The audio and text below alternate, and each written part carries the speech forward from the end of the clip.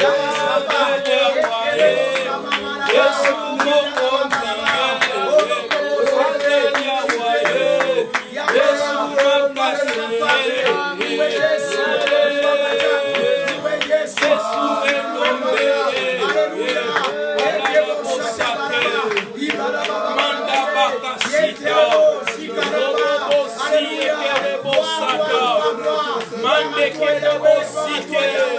Seigneur, nous élevons ton saint trône, Seigneur.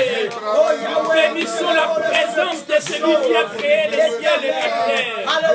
Nous exaltons le trône de celui qui était mort à la croix et qui était ressuscité, qui nous a sauvés du péché, qui nous a délivrés du péché. Nous t'adorons cet après-midi. Seigneur, que l'honneur et la gloire reviennent à toi. Que la majesté soit réservée à notre Dieu. Que l'honneur soit à lui et à nous seuls. Oh,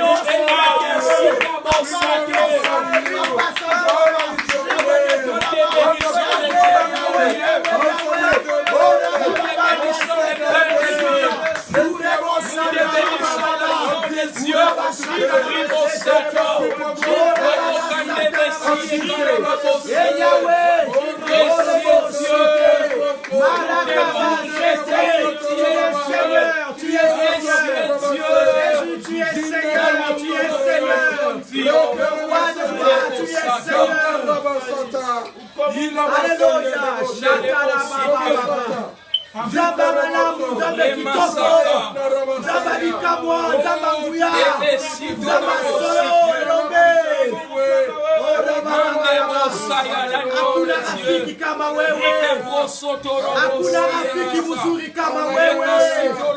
Haleluya, oh, pokea sifa na shangwe. Bwana majabu, usifiwe, usifiwe, usifiwe Bwana Yesu, usifiwe milele na milele, usifiwe Mungu. Hallelujah. We praise you. We praise you. We praise you, Jesus. We love you, Jesus. We honor you, Alpha Omega. Alléluia. L'ancien des choses. Alléluia. Nous t'offrons ce temps de gloire.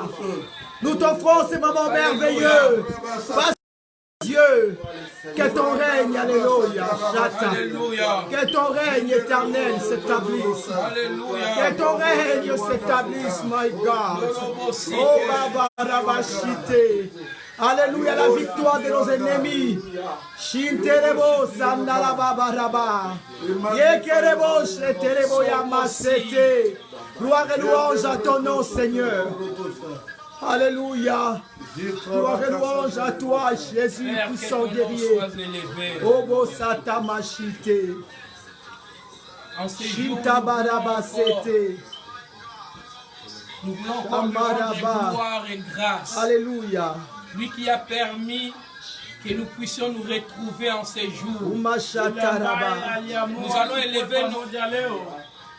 Nous allons élever nos voix pour l'adorer encore. Alléluia. Avant que nous puissions écouter la parole, nous voulons lui dire avec nos propres mots que nous t'aimons, Jésus. Alléluia.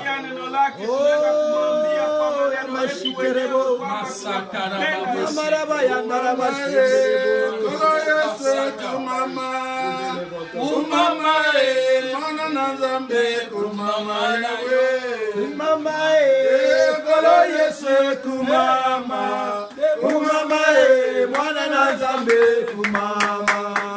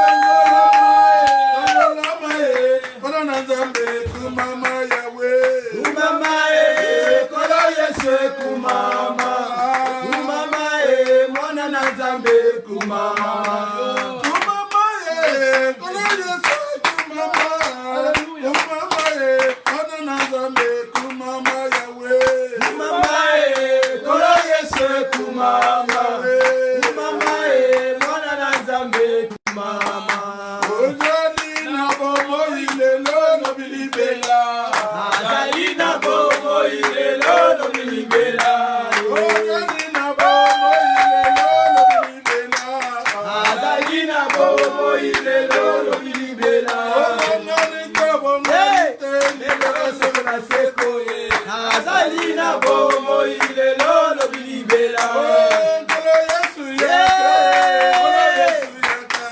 Ekolo Yesu yaka, ekolo Yesu yaka, ekolo Yesu yaka, ekolo Yesu yaka, yaka, yako sala, yaka, yako sala, yaka, yako sala, yaka, yako sala,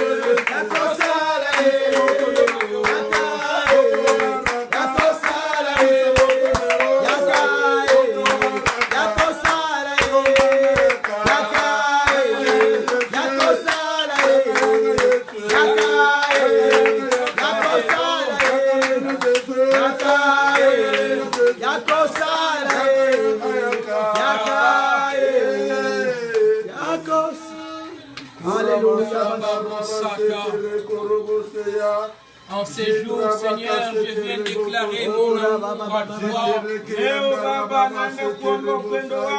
Seigneur, je vais déclarer avec mes mots que je t'aime, Jésus. Qui est comme toi, l'agneau de Dieu. Celui qui était venu mourir à la croix pour nous. Qui a porté nos péchés afin que nous soyons libres. Mon âme t'adore et mon âme te rend gloire. Mon âme élève l'agneau immolé.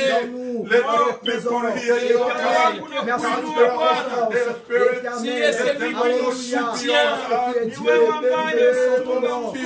Seigneur, tu es celui qui nous comprend.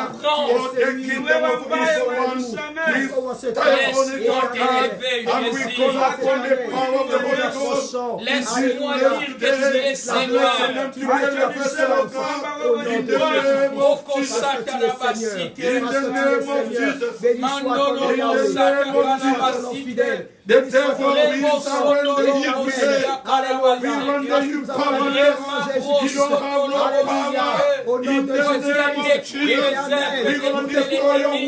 Toi qui as délivré, Seigneur,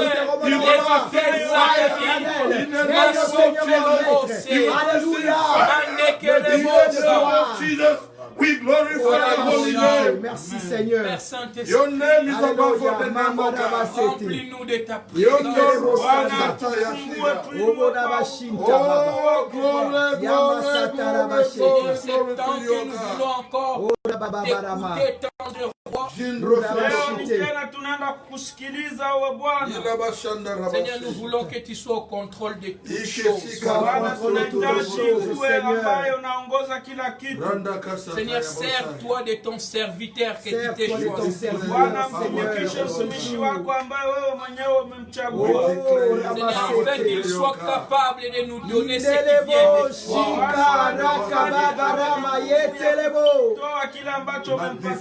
Que ta présence soit sur lui, oh ta présence soit sur lui, Seigneur. Oh,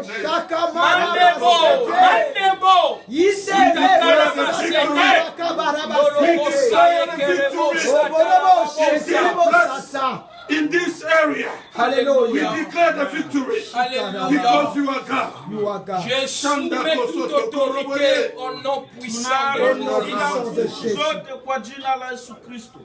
Seigneur, que toute pensée obéisse à ta parole. Père Saint-Esprit, bénis-nous par les ailes. Que ton nom soit élevé. Dispose aussi nos cœurs, Jésus.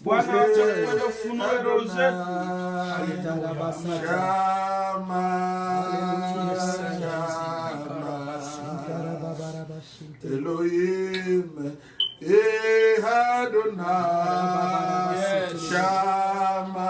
Hallelujah. Shama. Shama. Shama. Shama. Shama. Shama. Shama. Hey.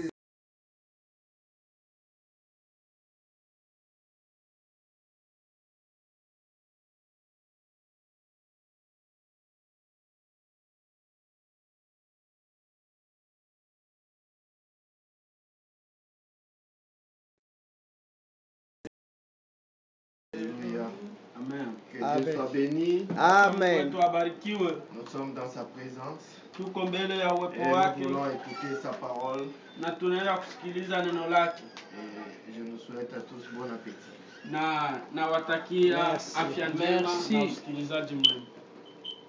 Landa yo anakolemba te kofuka mela yo sina motema na ngai olanda yo anakolemba te kokuma mela yo osaya motema na ngai. Amen.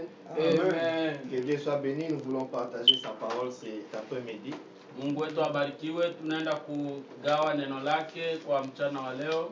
Nous sommes la montagne de la foi. Sisi ni kilima ya imani. Et nous sommes très contents de vous avoir en ligne avec nous, soit au téléphone, soit sur notre page Facebook. Na tunashukuru kuwa nanyi kwa mstari huu, kama ni kwenye simu, kama ni kwenye Facebook. Et nous espérons que la parole de cet après-midi va bénir quelqu'un. Na tunaamini kwamba neno ya mchana wa leo itambariki mtu. L'heure est tellement grave et avancée. Mbele ya kuendelea, la parole de Dieu nous dit rachetons le temps car les jours sont très très mauvais. Ni hali iko mbaya zaidi. Et l'homme averti est celui qui s'attache à la parole et qui suit chaque événement selon la chronologie de la parole. Mtu mwenye akili na mwenye busara ni mtu ambaye anafuata neno la Mungu na jinsi hali inaendelea. Et cet après-midi, nous voulons partager sur les erreurs à éviter dans notre course. Na leo tutaenda kuongelea makosa ambayo tunaweza kuepuka katika hii safari yetu.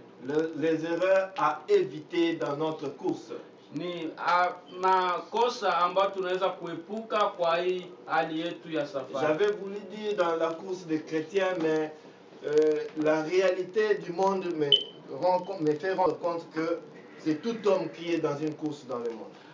Nilitaka sema safari ya Wakristo, lakini ni kila mtu katika dunia iko ndani ya safari. Depuis la chute de l'homme dans le jardin d'Éden, kwanza ile wakati mwanadamu alipoanguka katika bustani la Edeni, Dieu a préservé l'arbre de vie.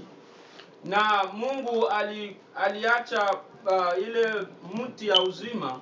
Il a mis un ange pour garder l'arbre de vie pour éviter à ce que l'homme puisse toucher à cet arbre. Na alitia malaika ili kuchunga ile mti ili mwanadamu asije akae. Et donc il a mis l'homme à l'écart de la vie de la vie éternelle de sa présence. Na alimfanya mwanadamu kuwa kama ile uwepo wa roho wa maisha ya kiroho. Et depuis ce jour-là, nous sommes dans une course. Na kwanza ile wakati hivi tuko katika safari. C'est tout humain, tout homme est dans une course. Ni kila mtu ambaye iko ndani ya safari. Voilà pourquoi nous parlons des pèlerinages. Nous sommes des pèlerins, nous sommes en pèlerinage sur la terre parce que nous sommes en passage. Un jour, nous allons rentrer quelque part suivant notre pèlerinage. Tuko kama wenye kusafiri kwenda angalia fasi na hiyo safari yetu itafika mwisho. Alors je voudrais cet après-midi qu'on partage cette parole que nous tous, tout chrétien certainement connaît, de 1 Corinthiens 9. Tunaenda kusoma katika hii barua ya wa Korinto wa kwanza.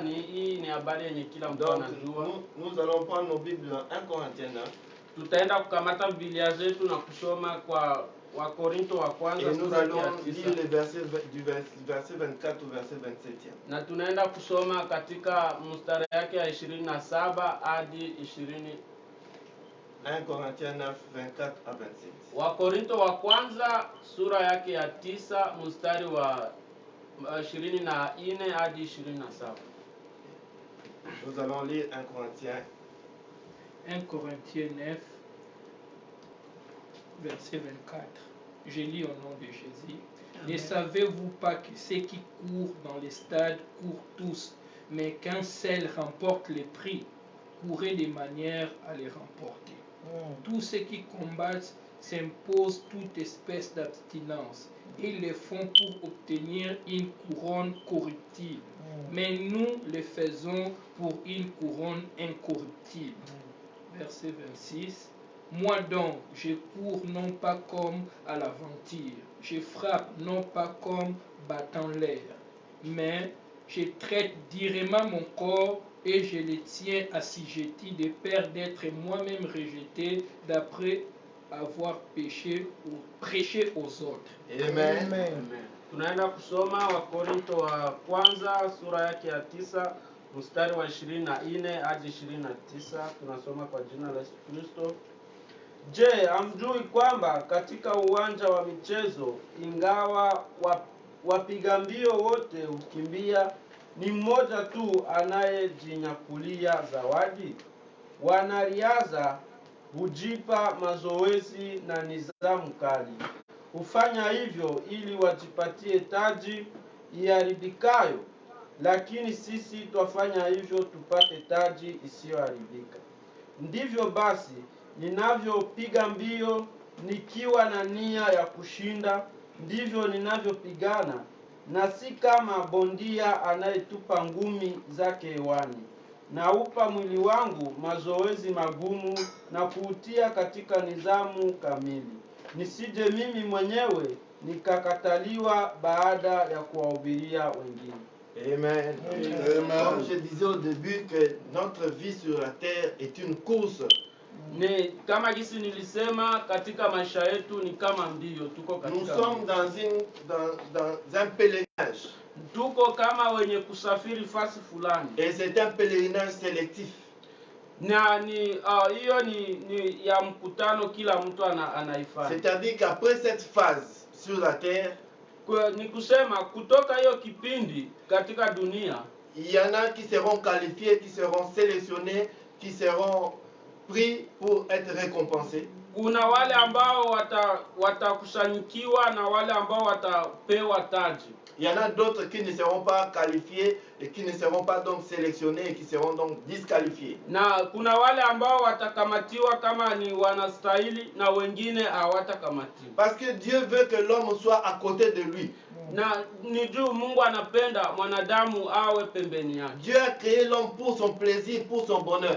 Na Mungu alimuumba mwanadamu ili kwa ajili ya uzuri wake mwenyewe. Voilà pourquoi il veut que l'homme soit à côté de lui éternellement. Na ndio maana Mungu anapenda mwanadamu awe pembeni yake maisha yote ya milele. Mais Dieu est juste, Dieu est saint. Na Mungu ni mwaminifu, Mungu ni mkweli. Et dans sa sainteté, il n'a pas voulu que l'homme corrompu soit à côté de lui. Na Mungu katika uzuri wake, katika utakatifu wake hakupenda mwanadamu achanganikiwe. Voilà pourquoi après la chute, Dieu s'est donné la peine de préserver l'arbre de vie. Na mwanadamu alipoanguka na alikamata yeye Mungu mti akaiweka pale. Mais Dieu ne veut pas la perte de l'homme, il veut que l'homme soit à côté de lui. Mungu hapendi mwanadamu apotee, lakini anapenda awe pembeni yake. Et donc dans son amour, il a donné l'occasion à l'homme de comme passer par un pèlerinage collectif. Na Mungu katika upendo wake alipenda mwanadamu apitie katika usafiri ambao kila mtu anauchangia. Afin de procéder comme à un triage. Na kama mwanadamu aingie katika mtego kama mtego. À la fin de ces pèlerinages, certains seront qualifiés. Na kisha hiyo usafiri watu watachaguliwa. Et d'autres ne seront pas qualifiés. Na wengine hawatachaguliwa. Alléluia. Amen. Le problème c'est que beaucoup d'entre nous, beaucoup d'hommes ignorent que nous sommes en pèlerinage, nous sommes dans une course. Wengi wetu wanasahau kwamba tuko katika usafiri kama tuko katika mbio. Peu sont ceux qui se rendent compte que nous sommes dans une course et que à la fin il y aura des gagnants. Ni wadogo ambao wanajua kwamba tuko katika mbio na ni wengi ambao wanajua kwamba tutapata taji. Il y en a beaucoup qui pensent que la vie était un hasard, donc nous sommes là, nous sommes mangeons, vivons car demain nous mourrons. Kuna wengi ambao wanajua kwamba maisha ni kama hivyo tu, tuko pale tu juu ya kula na kuishi. Paul rappelle aux Corinthiens. Paulo anawakumbusha wa Korinto. Paul qui a pris conscience de cette réalité en a parlé à plusieurs reprises. Il en a parlé aux Corinthiens, il en a parlé lui-même il en a parlé à Timothée. Paulo alijua kwamba hiyo ukweli ipo na akaambia wa Korinto na akaambia pia na Tito. Il est revenu encore sur les mêmes faits dans Philippiens. Na alikuja tena kwa Filipo kuambia hivyo hivyo. Toujours pour insister sur le fait que la vie est une course. Na kuambia na kuasisitiza kwamba maisha ni kama mbio. Une course qui à la fin aura des récompenses. Na hiyo safari ambao kila mbele ya safari kutakuwa mataji. Et il a voulu attirer l'attention de ceux qui croyaient en ce que lui il leur a présenté sur cette réalité. Na aliwaonesha ili wale ambao watakao aminia hiyo ukweli waijue. Afin que ces derniers prennent au sérieux cette course. Na ili hao watu wakamate hiyo mbio kama ni kitu cha maana sana. Et qui mettent les moyens nécessaires afin de remporter les prix. Ili wakamate njia fulani ili mbele wapate taji zao. Cette réalité est aussi autant vraie pour les chrétiens que pour les non-chrétiens, ceux qui ne croient pas. Na hii ni kwa ajili ya wale ambao ni Wakristo, wale ambao wanaaminia na wale ambao waamini. La vie sur terre est une course. Maisha ni kama mbio. Et une course qui aura une récompense. Na hii mbio ambao itakuwa na taji mbele. Alléluia.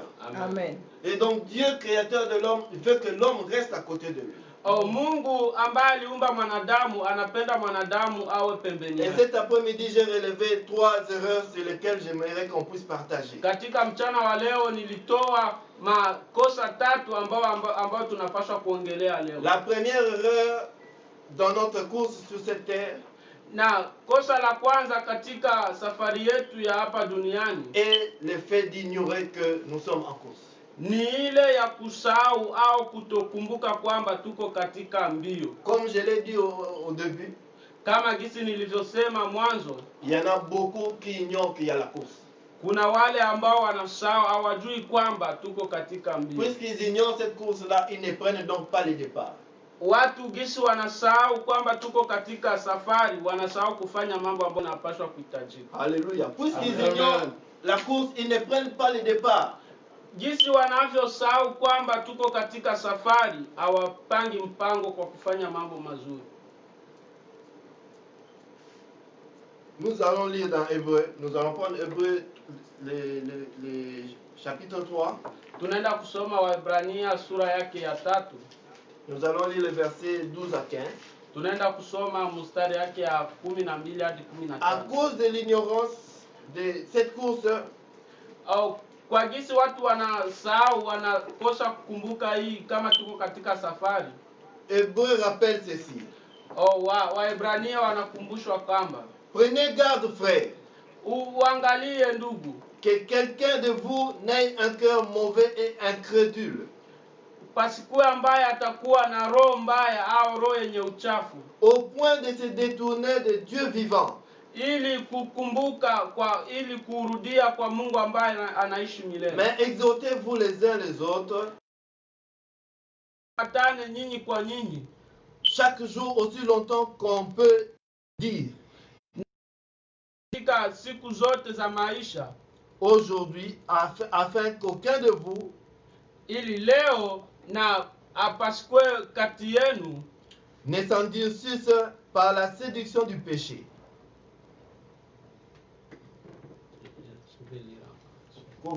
Qu'aucun de vous, non, allez-y. Qu'aucun de vous ne s'endurcisse, c'est-à-dire qu'aucun de vous ne respecte, n'accepte pas la parole de Dieu.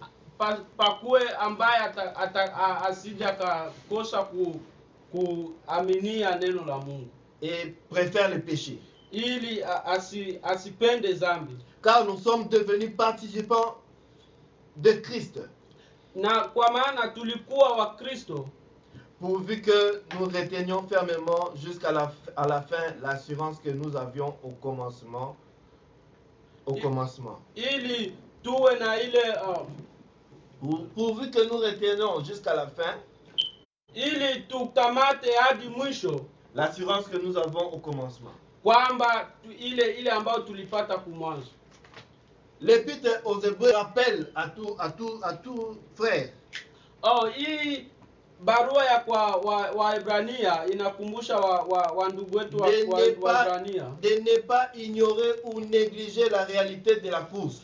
ili wasikose kukumbuka au wasahau hii kamba tuko katika Voilà pourquoi mbio. il dit, quand vous entendez sa voix, n'endurcissez pas votre cœur. Kama na ndio maana anasema kama mnasikia sauti yake msifanye mioyo yenu migumu, Parce que Dieu s'arrange à ce que sa parole, la bonne nouvelle du royaume des cieux, atteigne tout le monde. Mungu anafanya nguvu yake ili neno lake lifike katika ulimwengu. Alors lorsque cette parole passe à côté de vous, Kwa ili wakati neno napita pembeni yenu et que vous écoutez cette parole, na mnasikia hiyo neno, Dieu nous exhorte Mungu anatuomba à ne pas endurcir notre cœur, tusifanye mioyo yetu migumu, à accepter Christ, ili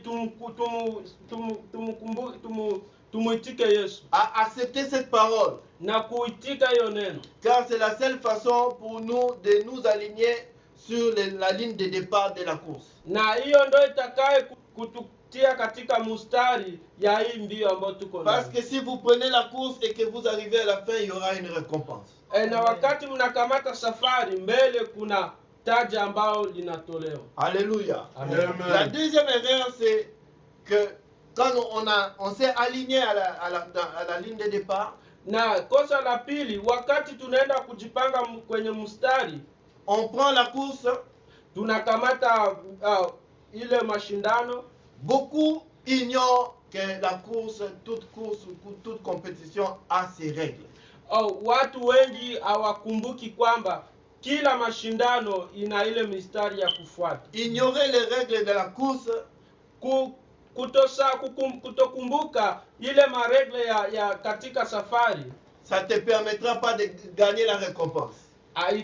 itakufanya kwamba usikamate taji. Donc tu peux prendre la ligne de départ Unaweza ukamata mstari wa kwenda et courir, na kukimbia arriver même jusqu'à la fin. na kufika hadi mwisho. Si tu n'as pas respecté les règles de la course, Kama hakuheshimia mistari au sheria za ile mbio ya ile mashindano, tu peux te voir être disqualifié à la fin et ne pas mériter le prix. na unaweza kufika wakati usichaguliwe. Alléluia. Amen. Dans toute compétition, Katika mashindano yote il y a des règles, des principes. kuna vitu ambavyo vinapashwa kufuatiwa. Et quand on prend la compétition, Kama tunakamata mashindano, on doit faire l'effort nécessaire tunaweza kufanya nguvu pour ili apprendre quelles sont les règles de cette course. ili kuelewa kusoma ile masheria ni gani. Paul dit, ne savez-vous pas que ceux qui courent dans les stades courent tous? Paulo anasema amjue kwamba wale wote ambao wanakimbia ndani ya kiwanja wanakimbia wote, Mais qu'un seul remporte le prix. lakini watu wadogo tu wanapata taji. Courez de manière à remporter le prix. Mkimbie ili mupate taji. Courir de manière à remporter le prix renferme des secrets. Mkimbie ili kukamata taji na mkamate masiri fulani. Le premier secret, c'est ce que je viens de dire. Siri ya kwanza ni ambayo natoka kusema. Ne pas ignorer les règles de la course. Usidharau masheria za hiyo competition. Si vous prenez la course, vous faites une course de relais. Mnapaswa kufanya mbio au mashindano ambayo ni ya kweli. Le principe c'est de courir et de passer les bâtons. Na sheria ni kukimbia na kupana fimbo. Peu importe si tu es le plus rapide de l'équipe. Hata kama uko mbio unashinda kila mtu katika hiyo kundi. Le principe de la course c'est de courir, de faire ta part du trajet et de passer les bâtons, peu importe si c'est lui à qui tu repasses les bâtons est lent. Ni kukimbia na hata na kukimbia kupatia mwingine fimbo. Ignorer ce principe conduira à la disqualification à la fin. Kuzarau hizo sheria itatuma usichaguliwe. Donc si tu prends la course de relais, vous êtes une équipe de 4 personnes et que toi tu es le plus rapide, tu cours jusqu'à la ligne d'arrivée. Kama mnakimbia hata kama mko waine na wewe kama uko mbio kushinda kila mtu, tu peux arriver le premier à passer la ligne. Unaweza fika wa kwanza kupana fimbo. Puisque tu n'as pas passé les bâtons, kama ukupana fimbo, tu n'as donc pas respecté les principes de la course. Au kuheshimia sheria za toute votre équipe sera disqualifiée. Na kundi yenu yote haitochaguliwa. Bien-aimés dans le Seigneur. Ignorer les principes de la course est fatal. Kuzarau sheria za mashindano ni makosa. En tant que chrétien, nous sommes dans la course. Kama Wakristo tuko ndani ya mashindano. Si tu as reçu Christ, donc tu as pris le départ. Kama umemkubali Kristo uko katika mwanzo wa mashindano. Et donc tu es appelé à respecter les principes de la course. Na unapaswa kuheshimia sheria za mashindano. Les principes de la course, je peux le résumer en deux. Le principe de la course, sheria za hiyo mashindano naweza kuyafanya katika makundi mawili. Je peux le résumer en deux. Naweza kuyatamata katika l'obéissance à Dieu et donc à sa parole. Kumheshimia Mungu na kuheshimia neno lake. Et la foi en sa parole. La foi. Na kuwa na imani kwa neno lake. Si tu es dans la course en tant que chrétien, kama uko ndani ya mashindano kama Mkristo, peu importe ton habilité, haiangalii nguvu zako, tu es appelé à respecter les règles. Unapaswa kuheshimia masheria. Tu es appelé à l'obéissance à la parole de Dieu. Unapaswa kuheshimia neno la Mungu. Tu es appelé à la foi à la parole de Dieu. Unapaswa kuaminia neno la Mungu. La Bible nous dit sans la foi nul ne verra Dieu. Biblia inasema bila imani hakuna kitu ambacho Mungu anaweza kufanya. La Bible dit recherchez la paix et la sanctification sans laquelle personne ne verra Dieu. Mutafute ile imani au ile kutakasiwa ambayo hakuna mtu ambaye hana nayo atafika kwa Mungu. Peu importe nos capacités en tant que chrétien, en tant qu'enfant de Dieu, en tant que pasteur, en tant que serviteur de Dieu. Haiangalii yule ukubwa wetu kama Mkristo, kama pasteur, kama nani. Chacun de nous est appelé à participer dans la course.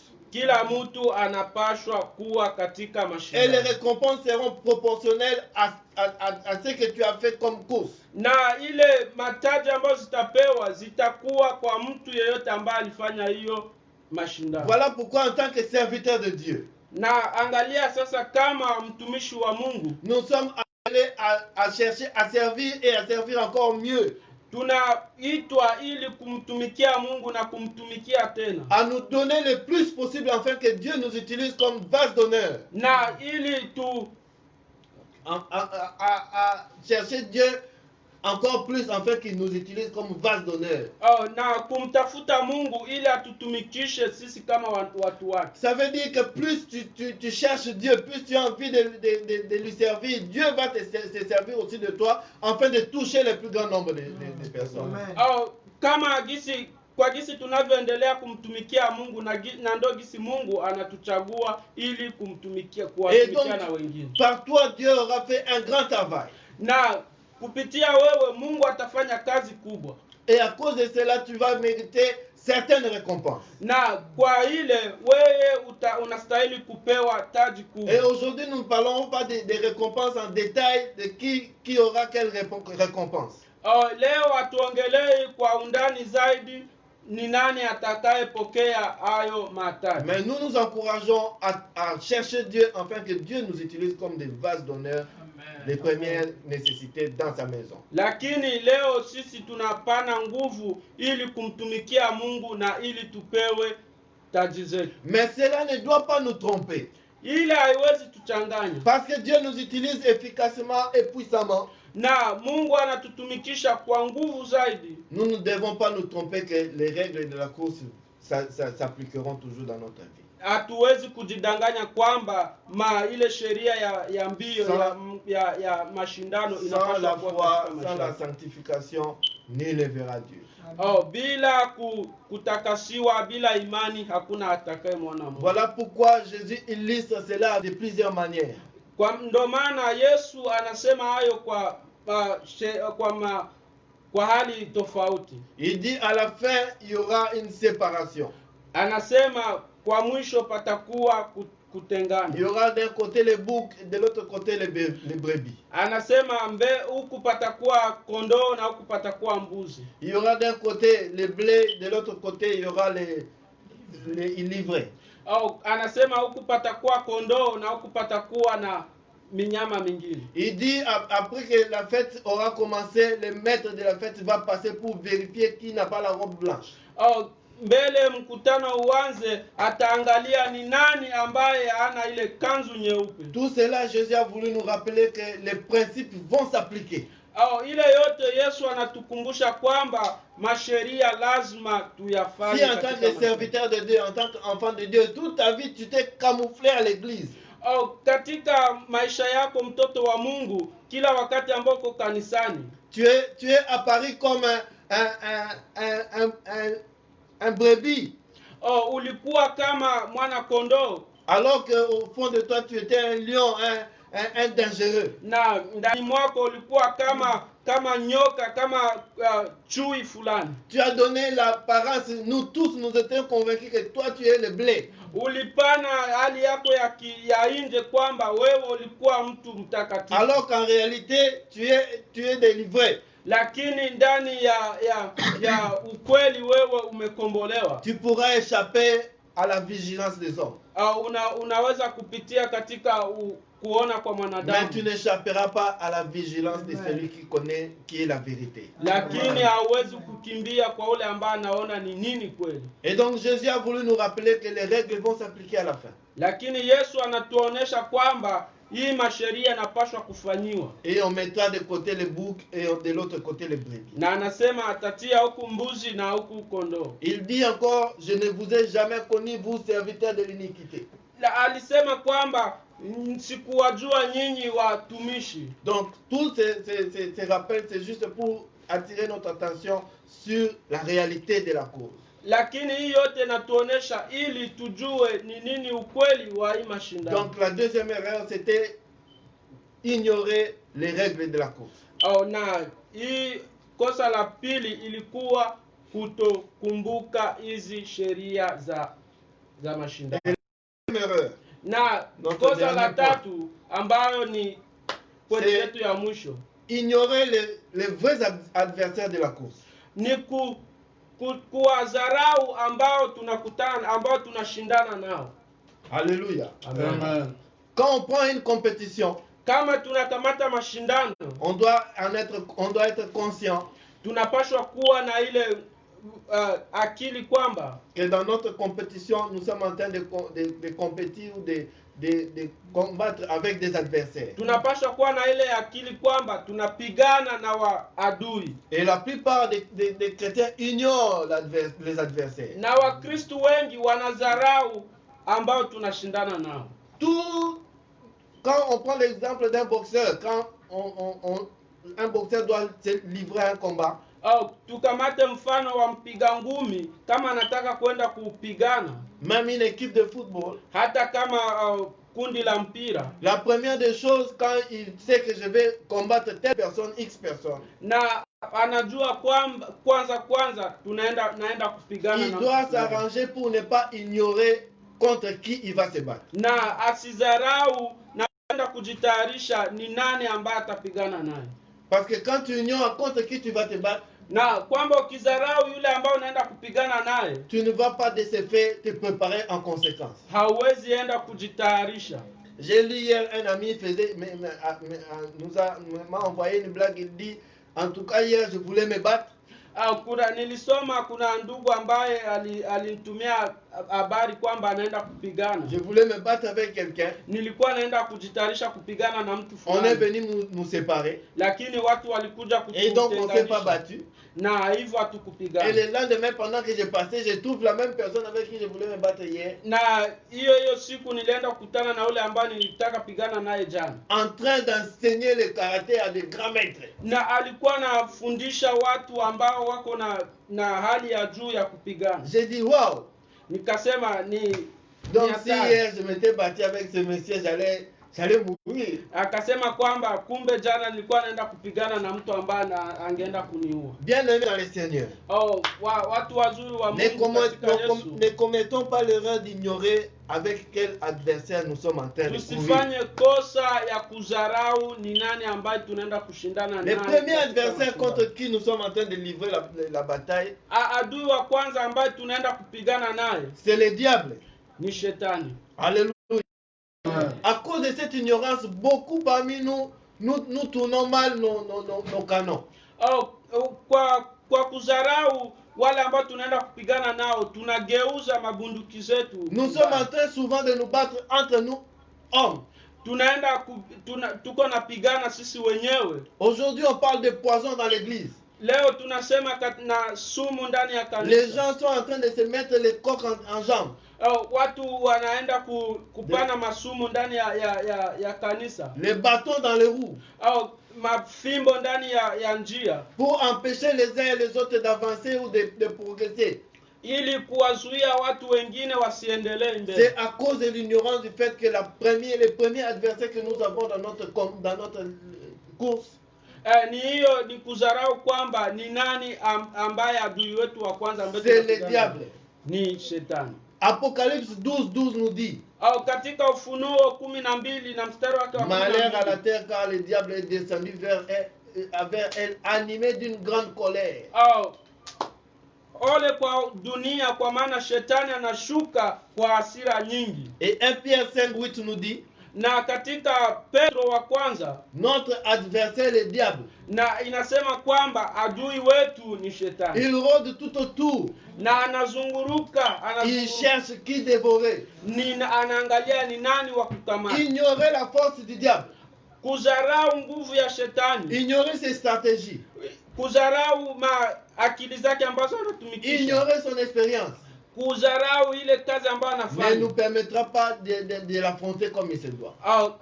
Haitaturuhusu ili tupigane Le naye kama diable, c'est un inavyostahili. adversaire bien organisé, Shetani ni adui ambaye qui anajikusanyisha nous combat et qui ne veut pas que nous puissions avoir la récompense. ambaye anapigana nasi apendi tupate taji mbele. Il utilise les anges dessus, les démons, il utilise les principautés, il utilise d'autres hommes, des agents qu'il met à son service. Anatumikisha mapepo, malaika wa kuzimu, anatumikisha watu ambao anatia ndani ya hiyo kazi yake. Tout cela pour nous empêcher d'arriver à Hayo yote ni kwa ajili ya kutuzuia ili tufike mbele. Alléluia. Amen. Donc n'ignorons pas que nous avons comme premier adversaire dans notre course les diables. Kwa hiyo tusizarau kwamba tuko na adui wa kwanza ambaye ni Ibilisi. Notre deuxième adversaire, Adui wetu wa pili c'est la chair. ni huu mwili. La chair que nous avons. Mwili ambao tuko nao. La chair va nous conduire à des choses qui sont contraires à celles de l'esprit. Mwili utaenda kutuongoza kwa mambo ambayo sio ya kimwili, ya kiroho. Alléluia. Amen. Nous avons donc à combattre aussi contre la chair, notre propre chair. Tunapaswa pia kupigana na mwili wetu wenyewe. Si nous ignorons que la chair est aussi notre adversaire, nous n'arriverons pas à la fin. Na tukizarau pia kwamba mwili ni adui wetu, Parce que la chair nous conduira toujours dans les choses qui sont contraires à ce que Dieu aime. Kwa maana mwili utatuongoza kila siku kwa mambo ambayo Mungu hapendi. Et notre troisième adversaire, Na adui wetu watatu c'est le monde. ni hii dunia. La Bible dit n'aimez pas point le monde, Biblia inasema usipendi dunia, ni les choses qui sont dans le monde. hata vitu ambavyo viko katika dunia. Dans 1 Jean 2,15, nous pouvons lire cela. Katika Yohana sura yake ya kwanza, Le monde et ses principes étaient un adversaire à notre foi. dunia na mambo yote ambayo yako katika dunia Et c'est là kinyume na imani. que nous devons être encore plus vigilants. Na pale tunapaswa kuangalia sana, Parce que l'adversaire, le diable, le méchant est venu dans le monde. kwa maana shetani ibilisi ambaye iko mkali Et amekuja il katika dunia utilise tout pour que nous puissions échouer dans notre vie. na anatumikisha kila kitu ili tushindwe katika maisha yetu. Voilà pourquoi aujourd'hui encore, il agit très efficacement sur les principes du monde. Na ndo maana leo anatumikisha masheria za dunia, Il est en train de changer les principes. na iko naenda kubadilisha hizi masheria za dunia. Quand je grandissais chez nous, il y avait six gros livres qu'on appelle encyclopédie, six tomes d'encyclopédie juridique. Katika wakati nilikuwa na komaa, nilikuwa na vitabu visita. Et on s'amusait à lire ces encyclopédies. Tulikuwa na cheka na kusoma hayo vitabu. C'était le droit français. Ilikuwa ni masheria ya Kifaransa. Dans une de ces encyclopédies, il y avait une loi sur la pudeur. Kuna sheria katika hivyo vitabu visita. Et cette loi punissait les personnes qui ne s'habillaient pas de façon pudique. Katika hiyo sheria ilikuwa na wapiga wale ambao hawakuwa navaa vizuri. C'était la loi française. Ilikuwa ni sheria ya Kifaransa. Aujourd'hui, 20 ans après, leo miaka 20 iliyopita, ces principes-là sont désuets. hizo sheria zilifunikwa. On les a effacés. Walizivuta. Les choses ont changé. Sheria za Kifaransa zilibadilika. Aujourd'hui, on est même en train de dire qu'on ne va pas plus parler des gens, tuer de quels gens masculins ou féminins.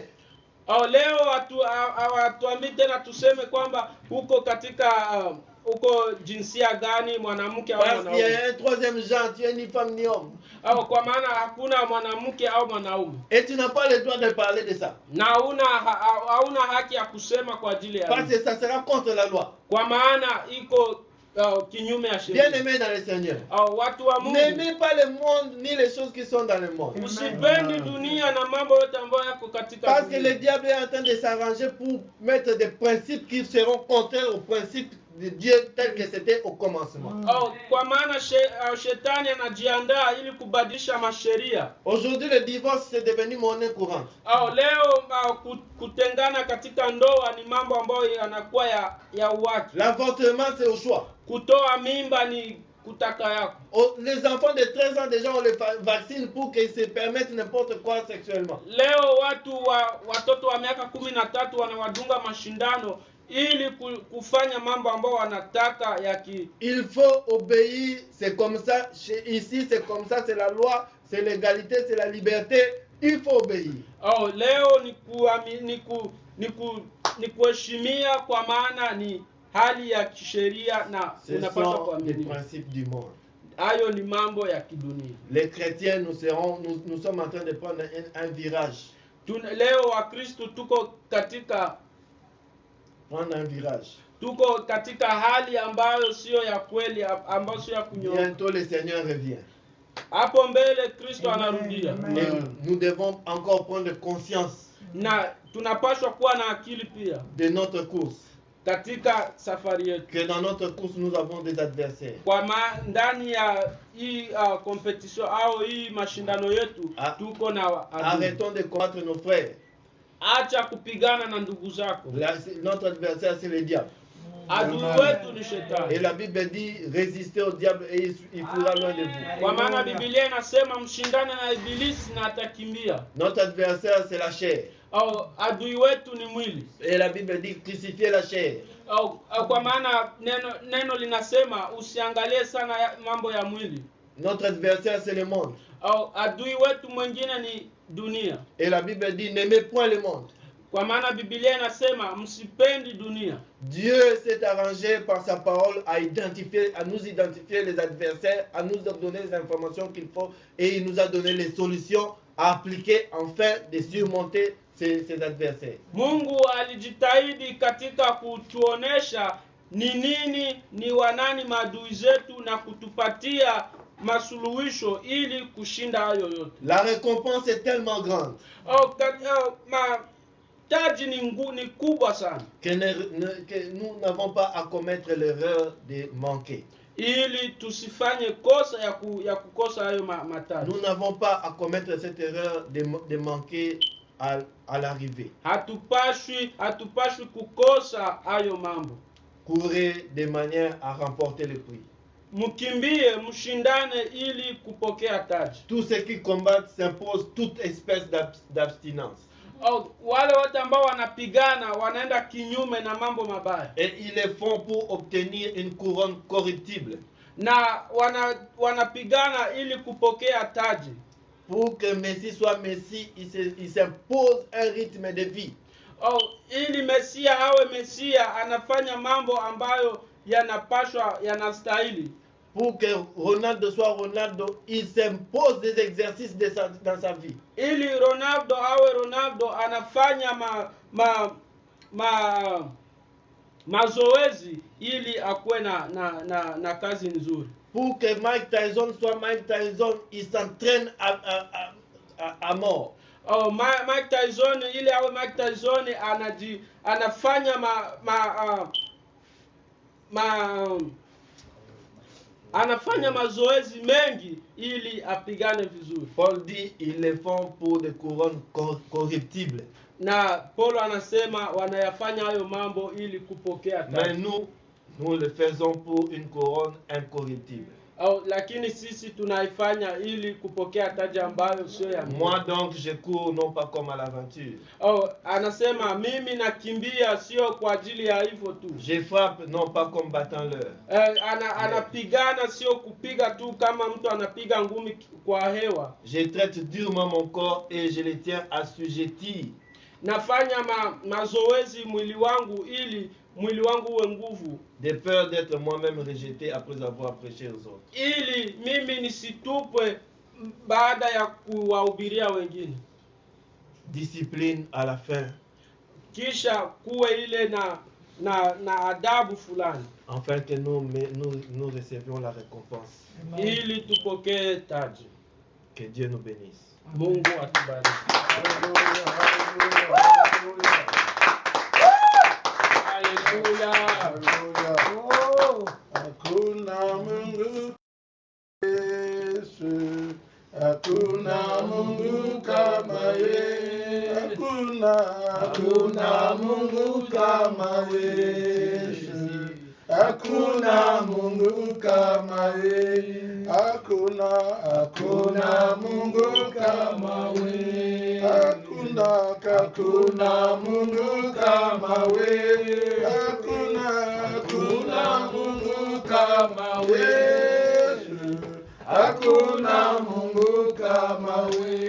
Naenda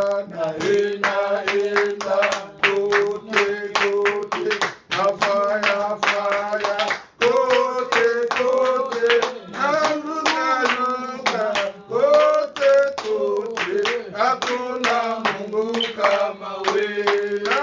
Naenda kote nazunguluka kote nafanya kote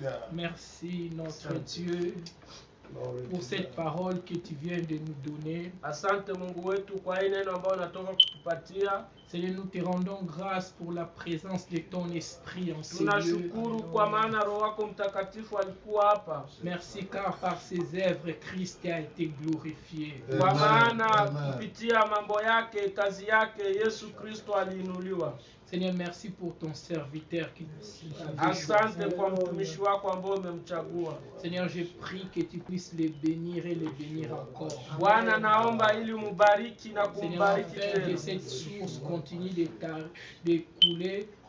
Bwana, uende kumpatia mambo ambayo yataendelea.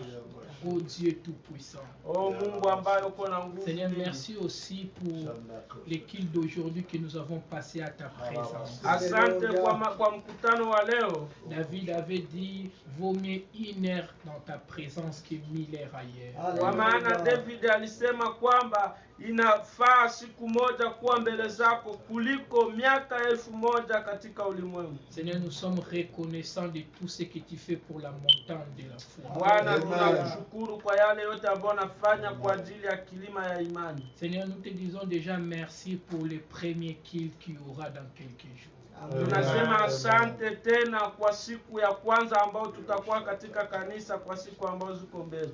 Que ton nom soit glorifié. Bwana, jina lako liinuliwe. Au nom de Jésus, nous avons ainsi prié. Kwa jina la Yesu Kristo tunaomba hivyo. Amen. Amen. Nous disons merci pour tout ce qui Nous disons merci pour tous ceux qui étaient, les gens qui étaient connectés en direct par Facebook. Tunasema asante kwa watu wote ambao walikuwa connecté ku Facebook. En cela, nous voyons les gens qui sont en Amérique, nos frères et sœurs à la maison, dans le confinement. Nous sommes contents de vous. Nous avons vu que vous étiez là. Tunasema asante kwa maana tuliona watu ambao wako Marekani, ambao wako manyumbani na tumewaona mko pale. Nous sommes déjà à la fin pour notre programme de ce jour. Tuko tayari kwa mwisho kwa programu yetu ya leo. Avant que nous puissions clore, nous allons rappeler nos programmes que nous avons prière chaque mercredi à 18h. Mbele tufunge, tunaenda kukumbusha tena ma programu ambazo tuko nazo. C'est notre jour d'enseignement. Nous vous encourageons à entrer en ligne, de nous regarder sur notre page Facebook. Ni wakati ambao tunafanya mafundisho, tunawaomba muingie kwenye Facebook ili mutuangalie gisi tunafanya mafundisho. Nous nous rencontrons encore chaque samedi à 9h. Tunakutanana tena kila siku ya posho saa 3 asubuhi. C'est l'enseignement pour les papas. Ni mafundisho kwa ajili ya wababa. Nous avons aussi la prière chaque jour pour nos mamans, le ministère des femmes. Tuko na maombi kila siku kwa kazi ya wamama. C'est chaque jour à partir de 20h juste. Ni kila siku kuanzia saa 2 ya usiku. Nous demandons aux mamans d'y participer, d'entrer. Vous serez bénis. Nous avons des témoignages et nous vous encourageons en tout cas. Tunawaomba wamama muingie na kuna baraka na sisi tunasema kwamba pako baraka. Et comme nous l'avons dit, si Dieu permet, le dimanche prochain, nous allons nous retrouver à l'église sur Downtown. Kama gisi tulivyosema, kama Mungu ataruhusu, tunaweza kukutanana tena kwenye kanisa Downtown siku ya Mungu ambayo inakuja. Que Dieu soit loué. Nous allons donner la parole au pasteur afin de faire la prière de clôture. Mungu abarikiwe. Tunaenda kupana neno kwa pastor. Amen. Amen.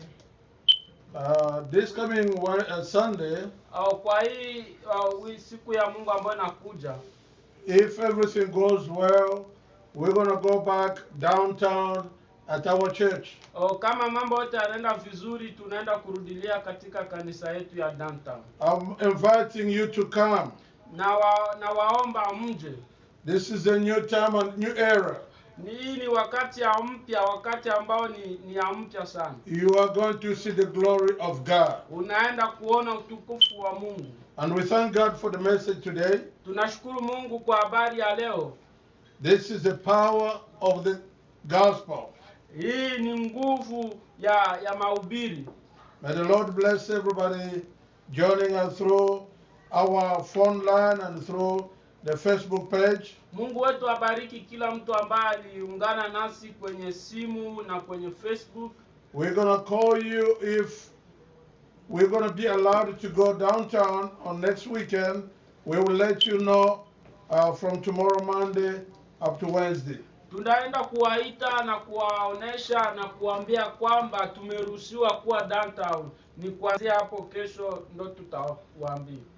I am insisting to invite the men. We have a men table on Saturday morning talking about the men issues. Tunaenda kuwasisitiza muje, tuko na meza kwa wababa siku ya posho asubuhi. Join us from our phone number.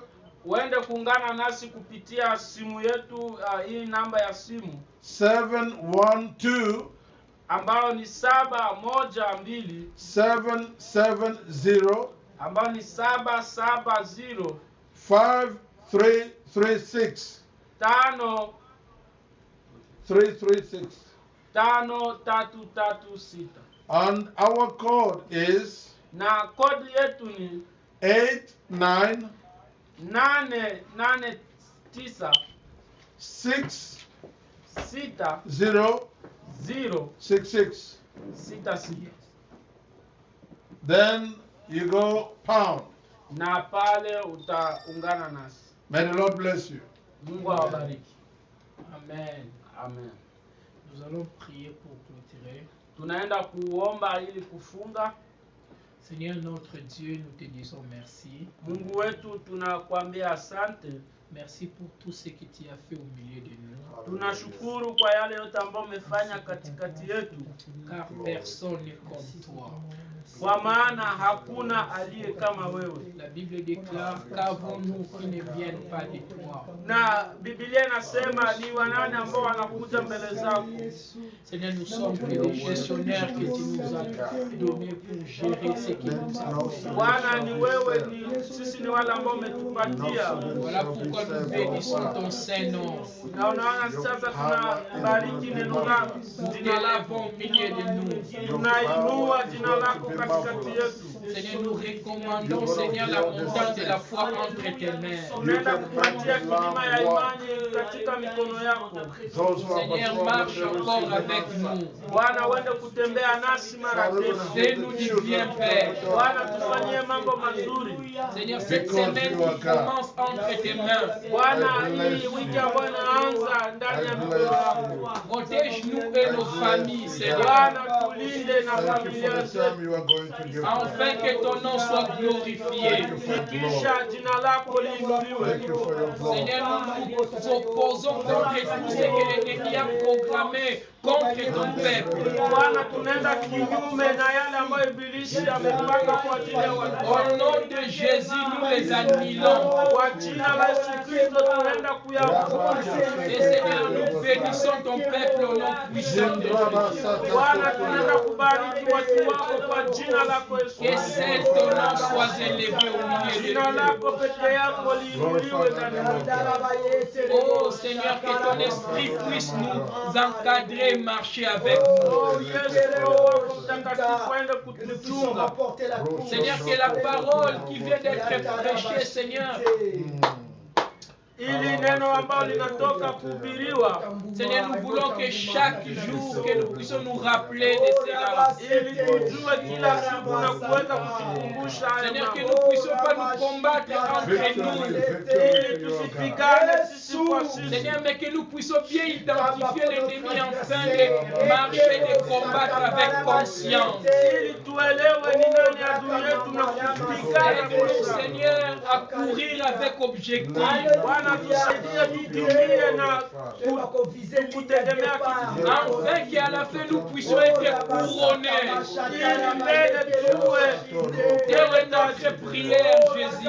Bwana tunaomba Que ton nom soit sanctifié. jina lako liinuliwe. Que ton nom soit élevé. Jina lako liinuliwe.